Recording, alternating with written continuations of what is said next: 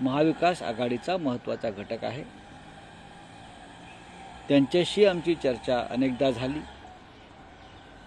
चर्चेला स्वतः बाळासाहेब आंबेडकर उपस्थित राहिले।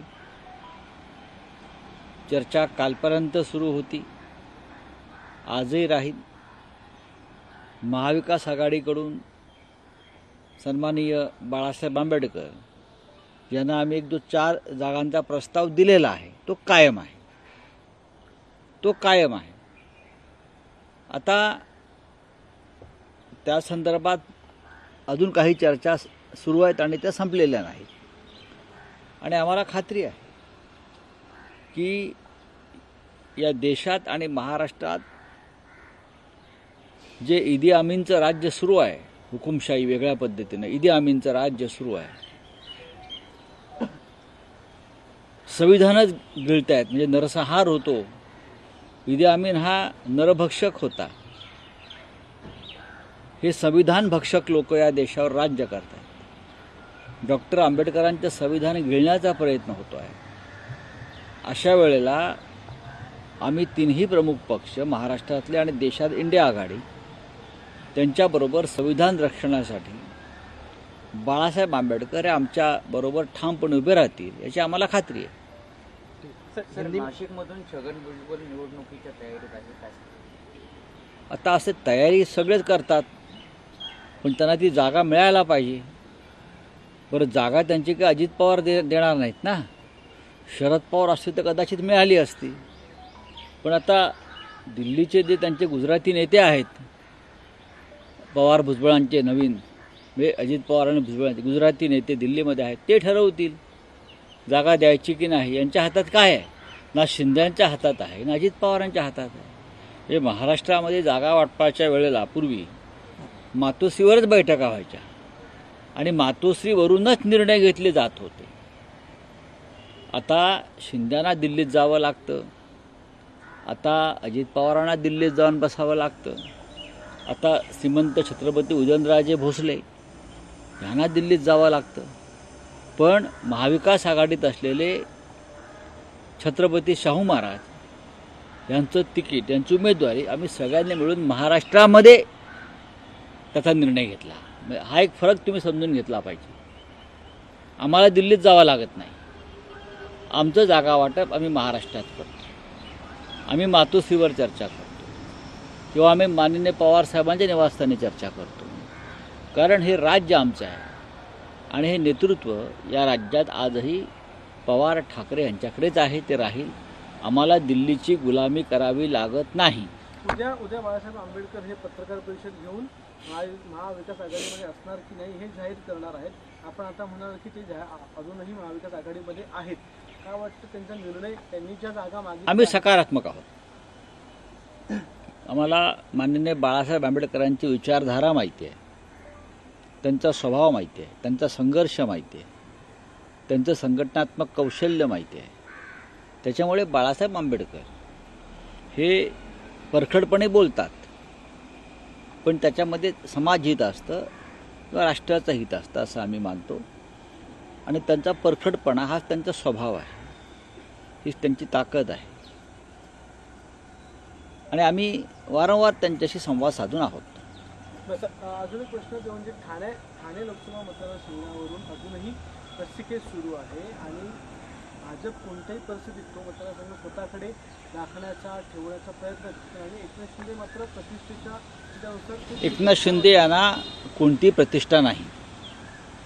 अजित पवार आणि एकनाथ शिंदे यांना कोणतीही प्रतिष्ठा नाही। ब्रिटिश काळामध्ये किंवा मोगल काळामध्ये मांडलिक संस्थानिकांचं जे महत्त्व होतं, मांडलिक संस्थानिक, तेच महत्त्व या दोघांना महाराष्ट्रामध्ये आहे। स्वतःचे निर्णय घेण्याची कुवत आणि हिंमत आणि अधिकार या दोन्ही नेत्यांना नाही। हे मांडलिक आहेत आणि त्याच्यामुळे त्यांना छत्रपती शिवाजी महाराज हे दिल्लीत गेले, आग्र्याला, औरंगजेबाच्या दरबारात, आणि त्यांना वाटलं की माझा अपमान होतोय, तेव्हा त्यांनी ताडकन तिथून ते बाहेर पडले, संघर्ष केला आणि परत महाराष्ट्रात आले। पण या दोन्ही नेत्यांना वारंवार भाजपच्या नेत्यांच्या हिरवळीवर जाऊन बसावं लागतं आणि येताना पार्श्वभागावर त्या हिरवळीचं गवत घेऊन यावं लागतं त्यांच्या पांढऱ्या कपड्यांवर. हे आपण पाहिलं असेल, कॅमेरा लावा, गवत आहे की नाही पहा. दिल्लीचं अमित शहाच्या लॉनवरचं किंवा नड्डाच्या लॉनवरचं तिथेच बसलेले असतात हे लोक. एक प्रश्न सर, केजरीवाल यांच्यासाठी एक रॅली काढली जाणार आहे, त्यामध्ये उद्धव ठाकरे देखील सहभागी होणार का? रामलीला मैदानावर 31 तारखेला एक महारॅली आहे. देशभरातून हुकुमशाही विरोधात लोक एकवटणार आहेत. ज्या पद्धतीनं झारखंडचे विद्यमान मुख्यमंत्री हेमंत सोरेन आणि दिल्लीचे मुख्यमंत्री केजरीवाल यांना अटक करण्यात आली, ते पाहता या देशावरती हुकुमशाहीचंच राज्य सुरू आहे. बनावट खटले, खोटे पुरावे हे स्पष्ट दिसत आहे आणि त्या विरोधामध्ये आम्ही सगळे एकवटणार आहोत. आणि महाराष्ट्रातून श्री उद्धवजी ठाकरे शिवसेना पक्षप्रमुख आणि शरद पवार हे नक्कीच त्या मेळाव्याला उपस्थित राहतील. डायरेक्टली जो है दिल्ली हाईकमांड से बात कर रहे हैं और इसीलिए कल कांग्रेस के लीडर्स जो है वो मातोश्री पे मौजूद नहीं थे. नहीं, ऐसी बात नहीं है. मातोश्री पे पवार साहब पहली बार नहीं आए हैं ना. जब हमारे कांग्रेस के साथ अलायंस नहीं था तब से बाला साहब ठाकरे के ज़माने से और प्रबोधनकार ठाकरे जी के ज़माने से शरद पवार जी मातोश्री पे आ रहे हैं. शरद पवार जी और मातोश्री का एक अलग रिश्ता है हमेशा, और कांग्रेस के नेता भी आते जाते रहते हैं. कल की कोई बड़ी राजनीतिक बैठक नहीं थी. क्या मातोश्री में आने के लिए हमको किसी की परमिशन तो नहीं लगती ना, कि आज पवार साहब आ रहे हैं या आज राहुल गांधी जी आ रहे हैं तो क्या किसको पूछना चाहिए? नहीं, मातोश्री के दरवाजे सबके लिए खुले, आप भी आइए. तो ये कोई बात नहीं है. तो क्या हो गया? सीट शेयरिंग के ऊपर डिस्कशन. कल सीट शेयरिंग के ऊपर कोई चर्चा नहीं थी. सीट शेयरिंग के ऊपर हमारी चर्चा पहले ही खत्म हो गई. कांग्रेस के लीडर्स नाराज हैं सर. क्यों? हमें तो कोई किसी ने बताना ही. आपको बताया तो मुझे बताइए किसने फ़ोन करके बताया. कल कोई सीट शेयरिंग की बात नहीं है. हमारे हिसाब से सीट शेयरिंग की चर्चा खत्म हो गई है. क्या स्टेटस है सर अभी सांगली और मेरे हिसाब से भिवंडी पर राष्ट्रवादी कांग्रेस पार्टी पवार साहब वो लड़ना चाहते हैं, और मुझे लगता है कांग्रेस में और एनसीपी में उस बारे में चर्चा नहीं है, अब खत्म हो गई है. और सांगली शिवसेना लड़ने जा रही है. शिवसेना की आज लिस्ट डिक्लेयर होने वाली है और प्रकाश अंबेडकर के बारे में क्या स्टैंड है, क्या कहना चाहिए? देखिए, प्रकाश अंबेडकर आज भी महाविकास आघाड़ी के हमारे सदस्य हैं. हमने हमेशा बाला साहब अम्बेडकर यानी प्रकाश जी को रिस्पेक्ट दिया है, उनकी पार्टी का आदर किया है, उनके भावनाओं का आदर किया है. देश में जिस तरह से ईदी अमीन का राज चल रहा है, तानाशाही, हिटलर ने ईदी अमीन खा लेते हैं, सब नरभक्षक आदमी को भी खा लेते हैं, ये संविधान खा रहे हैं. तो प्रकाश अंबेडकर जी ईदी अमीन के साथ कैसे रहेंगे? प्रकाश अंबेडकर तो संविधान बचाने वाली जो शक्ति है उनके साथ रहेंगे, हमें मालूम है. तो हमने उनको 4 सीटों का प्रस्ताव दिया है और अब तक चर्चा उनसे डायलॉग चल रहा है. डायलॉग ख़त्म नहीं हुआ है. डेमोक्रेसी में डायलॉग चलना चाहिए और वो चल रहा है. होने वाली है आज शिवसेना की लिस्ट हो जाएगी. हमारी लिस्ट तैयार है, हम कभी भी डिक्लेयर कर सकते हैं. हमारे पास पूरा लिस्ट तैयार है. मेरे हिसाब से एनसीपी की भी लिस्ट तैयार है. कांग्रेस ने भी बहुत से उम्मीदवार दिल्ली से डिक्लेअर किए हैं. काँग्रेस दिल्ली से डिक्लेअर करते, हम महाराष्ट्र से डिक्लेअर करेंगे. सर 17 मेला निवडणुकीच्या पार्श्वभूमीवर सभेसाठी मनसेकडून आणि आपल्या पक्षाकडून देखील अर्ज पालिकेत केला. मनसेने जर शिवाजी पार्कविषयी म्हणतात, करू द्या ना. या देशात लोकशाही आहे. आम्ही असं म्हणत नाही की आम्ही मोदींच्या मार्गाने जाऊ. या देशात लोकशाही आहे, कोणी सभा घेऊ शकतो ना. आता पाहूया. आम्ही या महाराष्ट्रात 48 जागा लढतोय महाविकास आघाडी. माझ्या माहितीप्रमाणे सगळ्यात आधी शिवाजी पार्कचं जागेसाठी परवानगी आम्ही मागितलेली आहे. शिवाजी पार्कची एक परंपरा आहे राजकीय सभांसाठी. त्याच्यामुळे जर कोणी सभा मागत असेल तर त्यांना मिळायला पाहिजे. सर 2 चीज़ें. एक वीवीए को लेकर आपने कहा डायलॉग उनसे चल रहा है कि आप लोग की सीट बंटवारे का फॉर्मूला तय हुआ, क्योंकि आपने कहा बातचीत खत्म हो गई और वीवीए चाहती है थोड़ा और ज़्यादा सीटें दें. क्या आप लोग ओपन है ज़्यादा सीटें देने के लिए? बातचीत चल रही है. जीतने वाली सीट है वही हमने वंचित बहुजन आघाड़ी को दी। हम चाहते हैं, हम 48 सीट पर लड़ रहे हैं और 48 सीट हमको जीतना है, इंक्लूडिंग वंचित बहुजन आघाड़ी। सर, किरण सामंत सिंधुदुर्गातनं उत्सुक असताना देखील दीपक केसरकर यांनी काल नारायण राणे यांना पाठिंबा दिला, काय सांगा? मला माहीत पक्षाच्या अंतर्गत बाबतीत दुसऱ्यांच्या आम्हाला डोकं खुपसायचे कारण नाही। आम्ही विनायक राऊत आमचे उमेदवार आहेत तिथे, आणि विनायक राऊत पुन्हा एकदा प्रचंड मताधिक्यानं लोकसभेत निवडून जातील। चला, धन्यवाद। कंगना रनौत को लोकसभा की सीट दी गई है।